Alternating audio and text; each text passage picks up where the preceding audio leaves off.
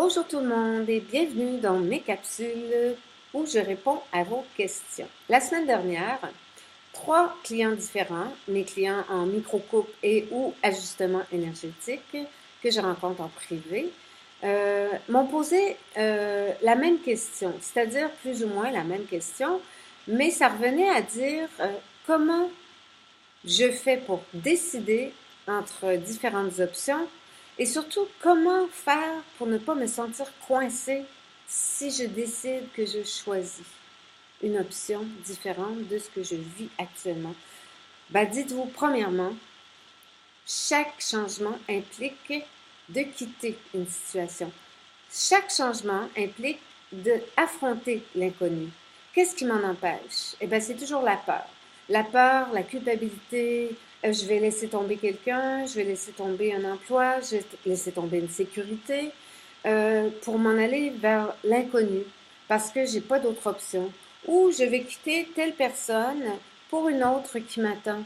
Mais ça fait beaucoup de dégâts. C'est-à-dire que ça implique des changements, des déménagements, des répartitions de biens, etc. Ou encore, je suis seule et j'aimerais bien changer de vie, mais je ne sais pas par où m'y prendre. Bref, quand il y a une pression de l'intérieur, et croyez-moi qu'actuellement, la planète conspire à ce qu'on soit tous au meilleur de soi, donc il y a beaucoup de changements dans l'air, eh bien, c'est d'aller premièrement dans notre senti.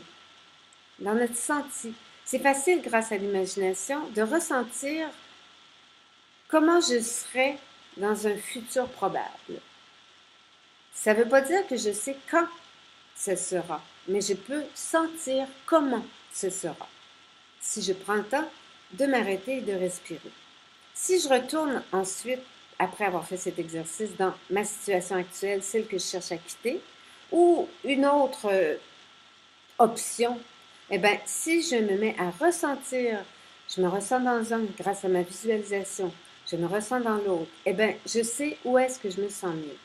À partir du moment où je sais où je me sens mieux, eh bien, je vais choisir de me rendre là, peu importe le temps que ça prendra. Bref, le jour où je choisis, je sais que tôt ou tard, je vais y arriver. Mais je choisis, je décide. Décide ou décède. Moi, je dis maintenant, si tu décides pas, de toute façon, tu vas faire exploser ta situation. Alors, autant prévenir que guérir et prendre son temps. Parce que ça va impliquer patience, persévérance, indulgence envers soi-même. Parce que des fois, on va avoir la pulsion de faire des pas en ce sens, alors que d'autres fois, on va faire comme, ouf, c'est gros, c'est beaucoup pour moi ce changement-là, je me sens pas encore prêt. Mais quand c'est gros, puis que tu te sens pas prêt, couche-toi puis dors, mon Hector, parce que tu as besoin de refaire tes énergies positives. Et quand tu as l'énergie qui monte pour faire un peu de pas vers ton changement, ben perds pas de temps. Perds pas de temps à regarder ce que les autres en pensent. Va, agis en fonction de ce changement.